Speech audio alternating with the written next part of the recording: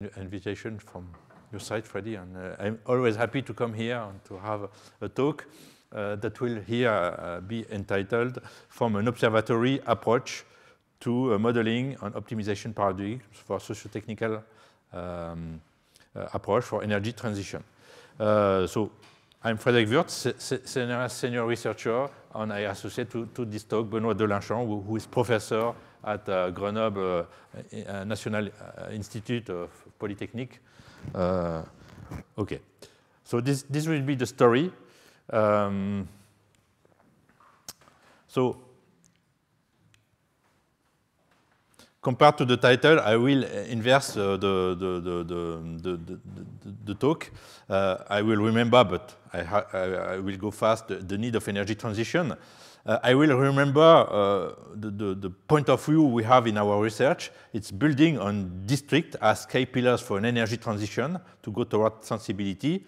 And I will remember the kind of works we have developed for model-based approach for optimization at building level and at district level. But we will see why we had to develop the necessity of an approach with a human in the loop. We'll explain why this necessity, and we will put on the table some concepts like living lab and real field approach to introduce in the modelization the question of the human in the loop. And we will see what it means, and especially it means introducing in our models that are firstly quantitative social sciences to continue to produce quantitative models, but also to produce other kinds of models that are qualitative models.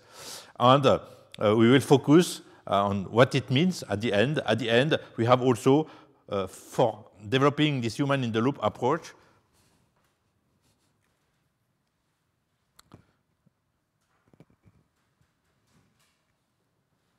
I start, the chronometer is better.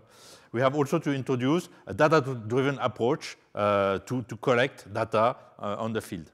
And this means an observatory approach, and we will see what it means. So first of all, the need of energy transition for climate. I guess everybody knows this. Here I take one big picture coming from the International Energy Agency that demonstrates that in fact energy has an impact of nearly 74% on CO2 emission, also on the impact on the climate. So for sure, the question of production of energy, transportation of energy, consumption of energy is a key question for the energy, for the climate, and for the transition. And of course, as you know it, the key point is to go from a world in which the socio-technical energetic system is driven by fossil energy to go toward a world in which we use renewable energy. And we have the potential. Here it's a little figure that shows the Earth system. Here you have the sun. Here you have more or less the energy we consume each year in the socio-technical energy system. And we see that the sun sends us 12,000 times this amount of energy. So from this point of view, normally we should have the potential, and all the scenario, even the scenario of the IEA, agrees to say that the transition will be in the next year massively a renewable energy transition, and we have the potential to reach this transition. But of course, after saying that, we have to focus on the right question, the right level to understand this transition. And the focus we had in Grenoble is to focus on the socio-technical energy system with two inputs, the buildings and the districts. So first of all, why have we this focus on the buildings? Here you have some figures that shows that in France, here it's the amount of primary energy. In fact, 33% of the primary energy is consumed in buildings. If you focus on electricity, in fact, 64% of the electricity is consumed in buildings. Here you have the entire socio-technical system. And you see the buildings, it means residential buildings, tertiary buildings. This represents 64% of the consumption. And this is confirmed by this kind of graph. Here you have the evolution of the electricity consumption starting from 1970 to 2050. And the blue one is the consumption in buildings. So it's really the main part.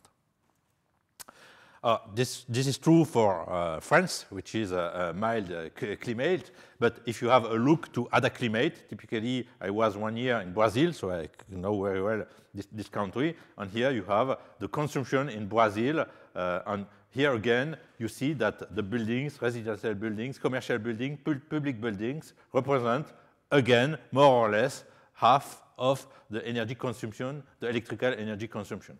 And of course, here you have the detail of the consumption in the houses. And in our climate, the big need is heating. In tropical climate, the big need is ventilation and air conditioning.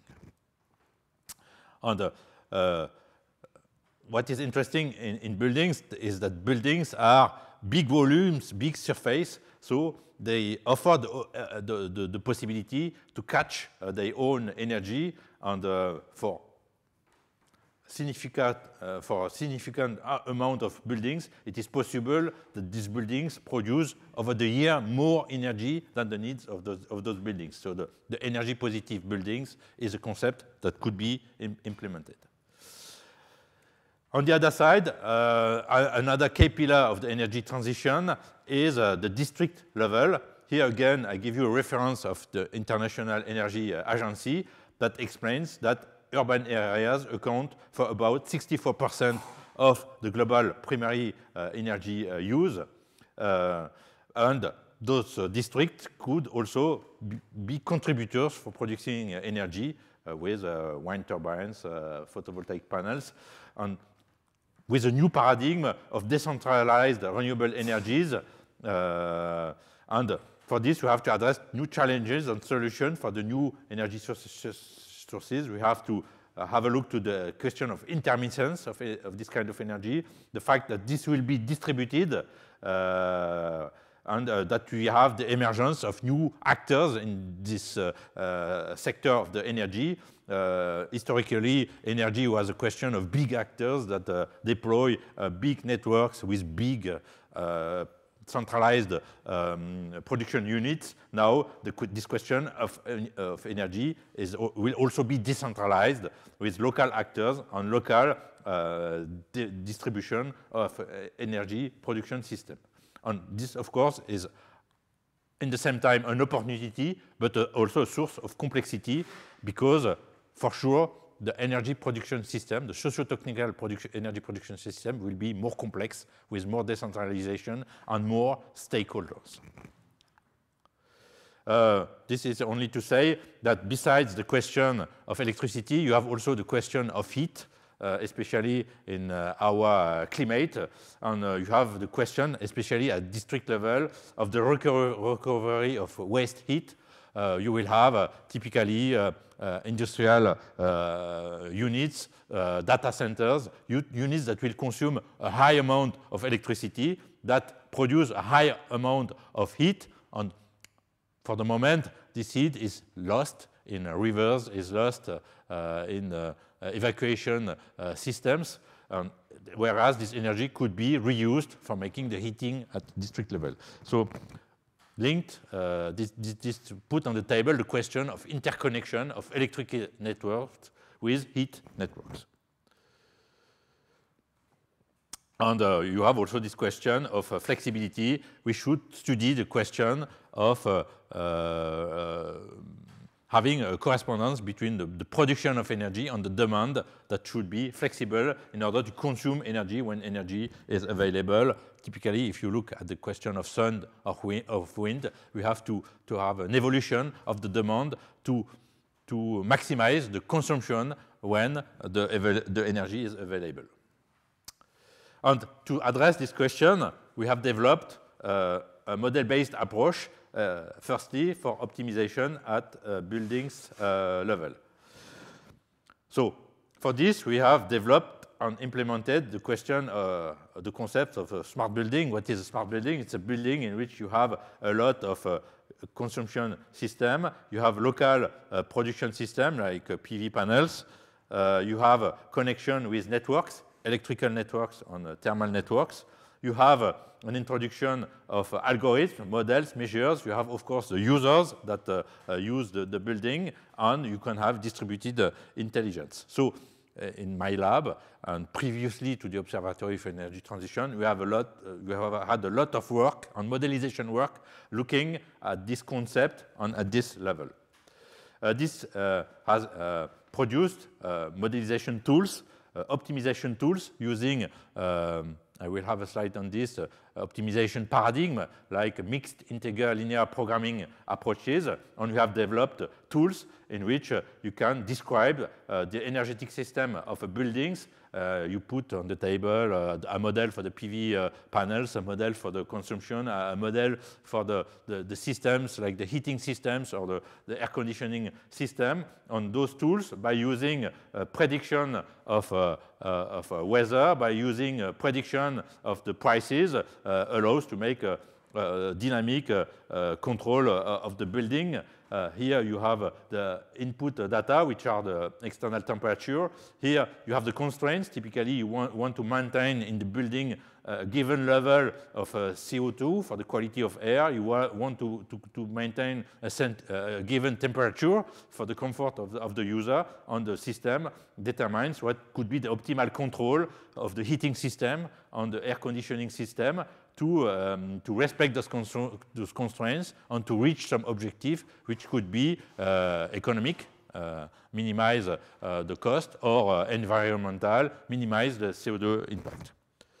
On the scientific problem behind this that ends with modelization and optimization is we should, at the scale of the building, make an adaptation between the local production we could have around the building with the demand, and on the demand we can use some degrees of freedom, which could be to advance the demand, which could be to interrupt the demand, which could be to delay the demand. You could also use some storage system. And if you look at the literature behind this, you have some scientific questions, like the question of demand-side management, the question of load matching, the question of demand response, and of course the integration of anticipative supervision. And here, I will not enter in details, but I give you here some example of work we have done. Here, in this work, we use algorithms and physical models. The idea is to have the physical model of the prevision of the production, the PV production on one side. On the other side, you have some local storage capabilities, especially in our buildings. We have a lot of storage possibilities, especially in computers. And here you have what could result. Here you have typically the demand of the building, and here it's the final demand. Here it's the energy you take from the network. We take some energy during the night, and during the day we adapt the demand of the building in blue so that it follows the local production. And you see that the energy on the grid, we take energy during the night when we have a high availability of energy with a low price and a low CO2 impact. And during the day, we consume no energy on the network. So the previous work was by using algorithms and physical laws. We based also a lot of our work by using typically optimization techniques in which you have an objective function to minimize, you have some constraints to respect, and you have degrees of freedom that can be continued, binary, and you have this modelization. It could be a linear modelization because in our approaches we make mainly we use on energy, we use on financial workflow. We could be explained by linear equations, but we have also some work on some non-linear approaches by using some optimization technique like SQP, sequential quadratic programming. If you want to have an overview of this, you can have a look, especially to this publication. On typically the kind of problem we address, one big interesting problem is the question of management of energy in a building in which you have an electrical car. Here you have the curve of production of the day. Here you have the curve of demand of the building, and you can use the storage capability of the electrical vehicle to store here the excess of energy during the day to reuse it during the night. And here it's optimized, it is modelized with a mixed linear integer programming approach. Here you see the numbers of variables, constraints we obtain, and at the end we show that theoretically we can manage the building by doing this kind of things. You have here the publication review, and we have had a PhD on this question. Typically another work in which we optimize in the same spirit, in the same way, the microgrid of a building in which you have a local wind turbine, photovoltaic panels, you have laptops, a storage system, and it results in quite complicated optimization models based on mixed integer linear programming. We also produce some framework, optimization framework. Typically, you have one, which is Omega Alpes, which is an open source framework, in which you can modelize the energetic system of a building with the PV panels, the electrical vehicle, the demand. We can have a connection of the electrical network and the thermal network, and you can implement optimization technique for making what we call MPC, model predictive control. We make a control of the building with those approaches. And this ends in, again, optimization software, prototype, experimental platform, and even we were associated to commercial experiment, especially with this big program, Comepos, in which we deploy this program funded by ADEME. We deploy at the scale of France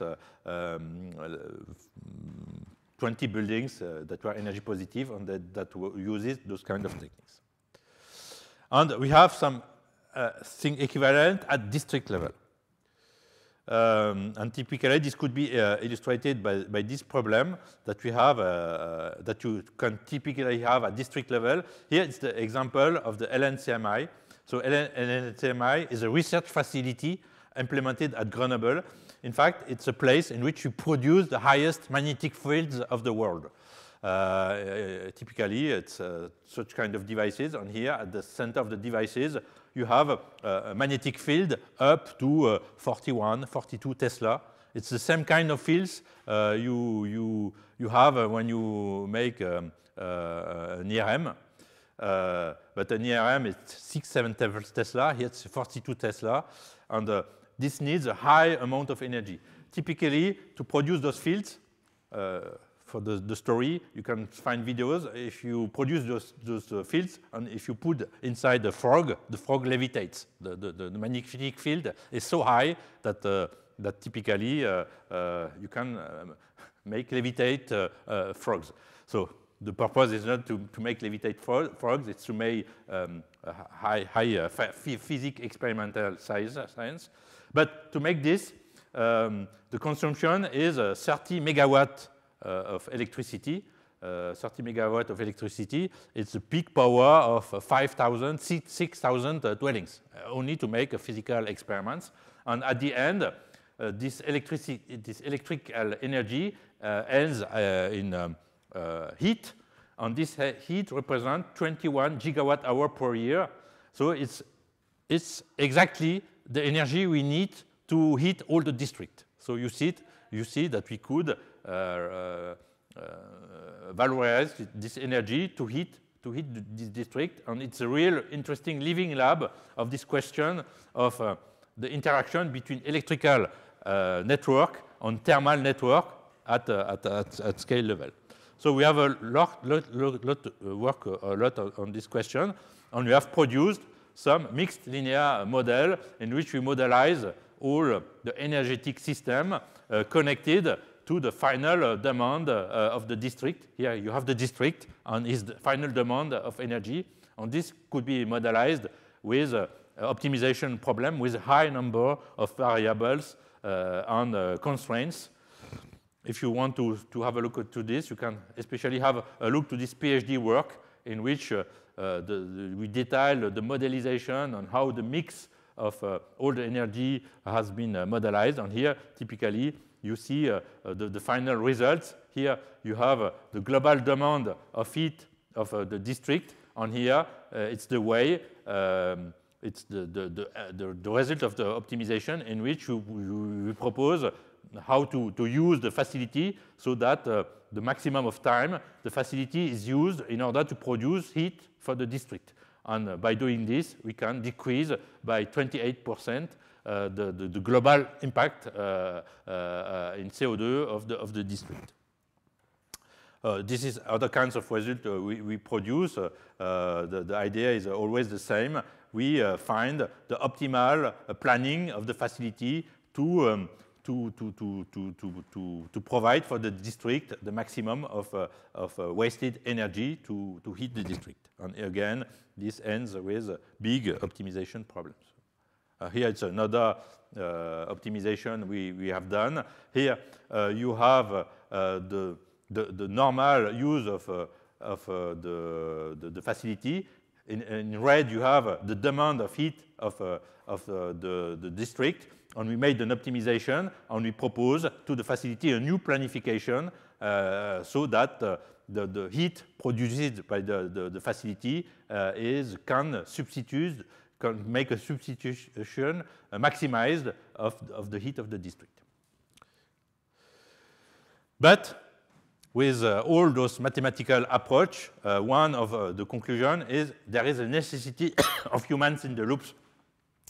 So I will explain why the necessity of humans in the loop, and I will explain why we have developed, after those big work on modelization, a living lab approach to address the real field and address in a scientific way this question of introducing the human in the loop of the modelization, on the optimization, on the control, the supervision, the design, and the planification. The conclusion, one big conclusion of all our work, in the first time, we could think that we used this concept of smart building, and the question that was on the table is, will be in smart building everything automatic? Maybe it could be our first idea, but in fact, our current hypothesis is that the user, the inhabitant, must be involved. Inhabitants, once to decide, must understand. And our feedback is, if you implement some complicated approaches based on optimization, if the final users cannot decide, cannot understand, the solutions are rejected, in fact. So, in fact, our new paradigm is to consider the socio-technical system at district level, on a building level, as this kind of system in which you have technical systems on one side, and on the other side, you have local stakeholders that are people that needs to understand, to decide, that needs to be involved. And this is, in fact, the socio-technical system in which you can send signals. It could be environmental signals on the impact. It could be dynamic signals on the prices. It could be a nudge. We will see what it is. And we have an interaction of this system with typically the network. And of course, I could add to my drawings. This is the system that at the end influences the climate at local scale, and of course at also long-time scale. And why is there a necessity to put the human in the loop?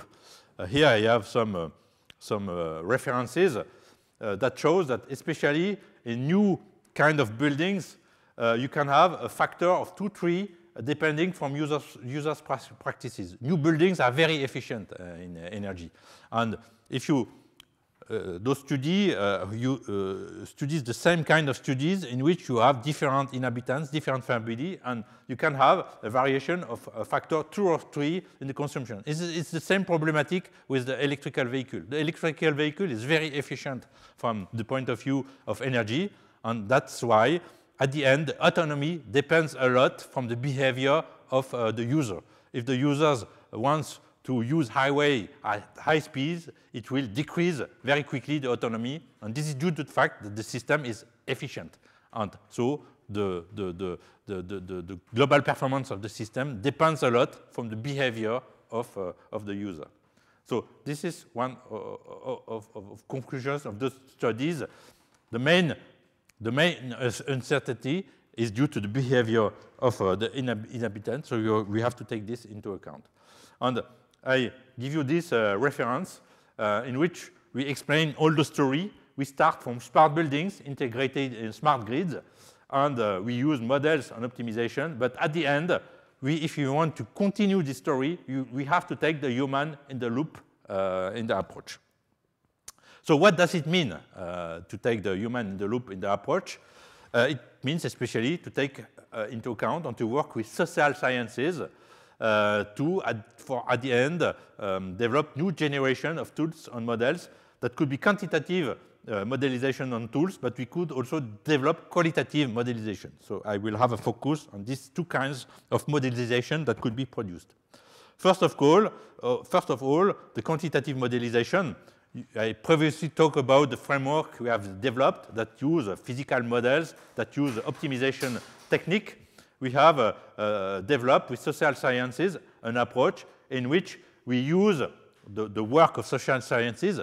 You know, social sciences is a kind of science in which you go to real field and you try to make an observation work, an observatory work, in which you try to understand what are the stakeholders, what are the interaction of those stakeholders, and we have demonstrated, with especially this PhD work, that we can use those kind of work to identify what are the stakeholders, what are their constraints, what are their objectives, and we can add these constraints, this objective, in our quantitative modelization that ends with optimization technique and modelization technique, physical technique.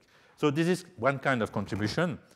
But we made another kind of contribution by working in an interdisciplinary approach with social sciences. We also developed some more qualitative kind of models. Typically, here with social science, urban science, we developed the approach of a fresco of the district, in which, with all the stakeholders of the district, with all the inhabitants, we build together the global picture of what is the energetic behavior of all those stakeholders, and we developed this big fresco. It's available in this publication, and you have also a video explaining this.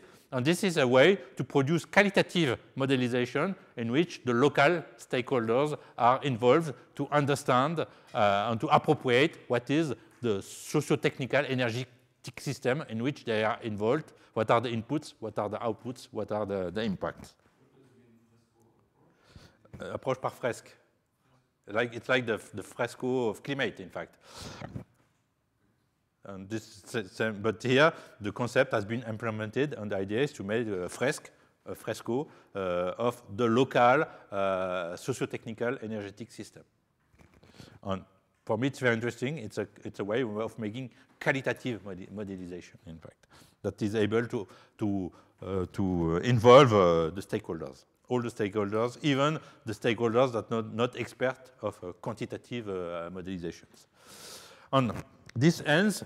One other conclusion is that we should develop an approach that should be data-driven. And for implementing this data-driven approach, we have to develop a living lab approach and a real field approach. And at the end, we need the data. So that's why what I will explain. So typically, we implement the living lab approach, especially in our building. It's a building of 4,500 square meters. We have a 205 kilowatt peak of local PV production. And this is a system in which you have this technical aspect, but of course, you have also inhabitants, users that uses the buildings. And in the concept of living lab, you produce science and technology. You test it with real users. Those users can innovate, and you can see what works or doesn't work with real users. It's typically the Google innovation strategies. You know the Google innovation strategy. The idea is you have innovation and you test it very quickly with real users to see what works, what doesn't work, how the innovation is used, not used, or used in another way that you initially think about. So I have no time, but here you have some reference of innovation that has been tested, implemented with users. We have also experiments in which we see how the users react on some technical solution, because at the end, the real sensors for testing the comfort are the users. So we implement this technology in our, this technology and methodologies in our living lab. Another example of what we can do on the living lab in real field is this kind of experimentation I will develop with humans in the loop. Here the idea is to work in real fields. This is an experience that is now well documented. I give you some reference. It's an experiment in which we had 174 dwellings. Here it's people, but in fact behind each people you have a dwelling. And we split this panel in two, a control panel in which we do nothing, and a test panel in which we send signals. And what are the kind of signals we send? The idea was to test the influence of flexibility signals to ask people to decrease their consumption when it was interesting for the network. Typically in winter, when there is a high demand of energy, when the energy is high carbonized between typically 18 and 20 in the evening, it is interesting that the demand decreases. And here, with our two groups, we see this is the mean curve of demand between the two groups, and without any intervention, and we see that both groups consume more or less the same level of energy at the same time. And typically here you have the localization of the dwellings implemented in the experiment. Here you can focus, you can see the distribution between the control group and the treated group. I will not enter in details, but the idea is to have an equilibrated panel between the control group and the tested group, especially equilibrated with the kind of buildings they have, the kind of equipment they have. In the slide before, you see it works. We have more or less the same consumption between the two groups.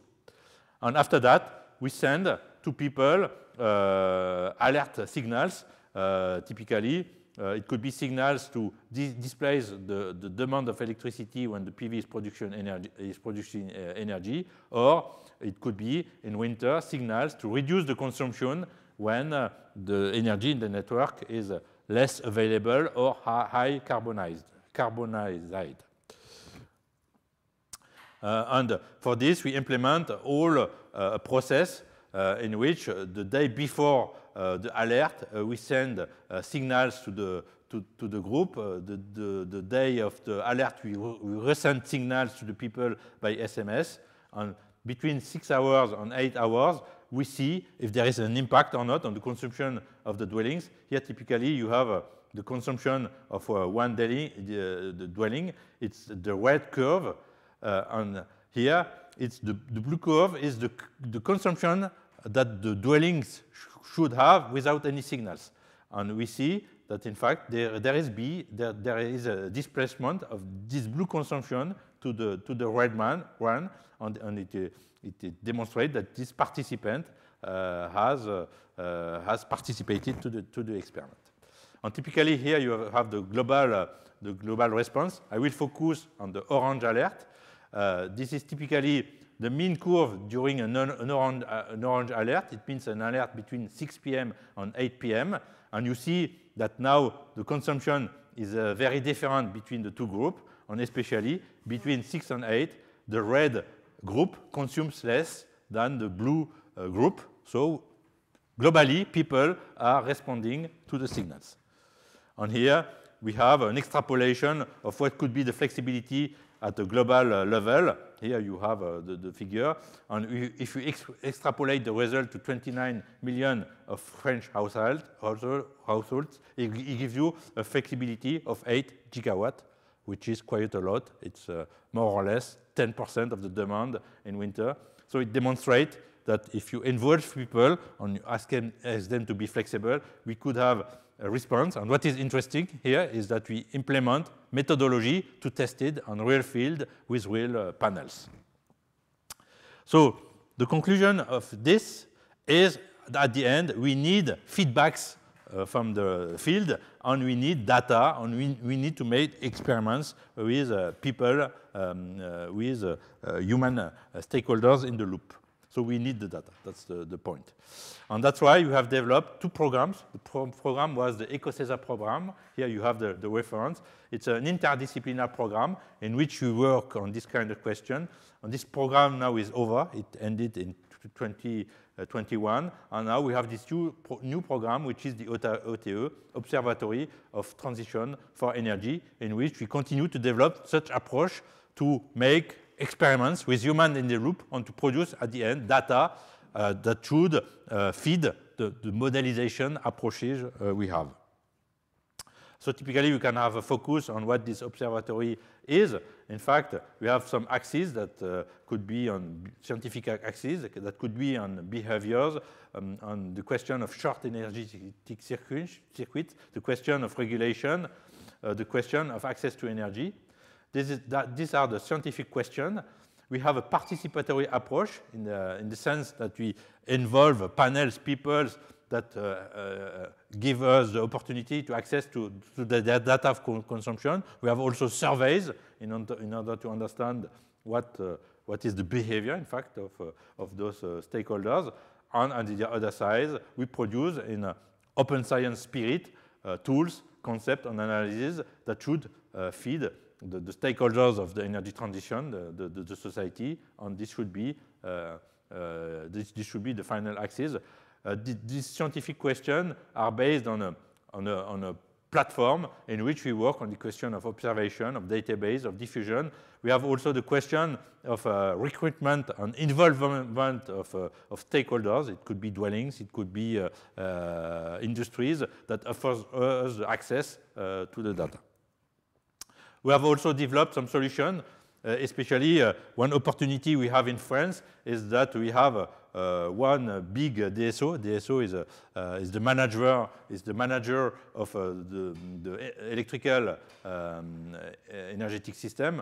In France, it's Enedis, and we have in France 35 millions of points that have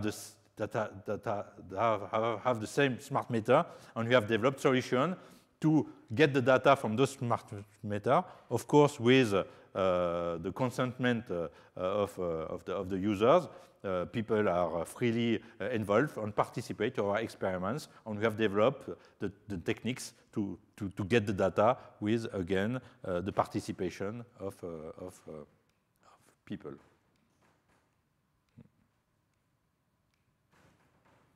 Okay. So the message is we need the data, and this ends with typically work. This is, for the moment, we have a high amount of participants in France. Here you have a map in which you see how we have stakeholders that participate in our observatory. We have a PhD that work on the data lifecycle, and we produce in the repository data GouVFR now sets of data that could be used for modelization, typically, or for other purposes, for studying the energy transition. And I see this typically like a socio-technical telescope. You know, when you study climate, and I know that here in the room we have a lot of colleagues that are working on climate. If you want to study climate, you put sensors, you use satellite, and you can study, get data from the climate. For the socio-technical system, it's a little bit more complicated because the data are technical data, you need the consentment of people, but at the end it's the same. We have to get data to understand what happens from the local scale to the global scale. And what we do in the observatory is to try to develop a kind of facility that offer us to produce socio-technical energy picture, typically picture like this one. Here we have a panel of 400 dwellings that gives you access to your consumption, and we can see the consumption of those panels, and even go and make surveys with those panels to understand what happens in the socio-technical energy system. That's the conclusion, Freddy. So what was the talk? Buildings and district levels are key pillars for energy transition. We start from a mainly model and optimization-driven approach to a social and data approach with the human in the loop, to go toward an observatory approach with experiments in living lab and real fields, the collect of data and feedbacks from those living labs, to go toward an observatory approach. On the next perspective for us is to work especially on multi-agent simulation, because multi-agent will offer the possibility to combine the physical models with all the data we get from the field to integrate in our modelization the behavior of the stakeholders. Thank you for your attention.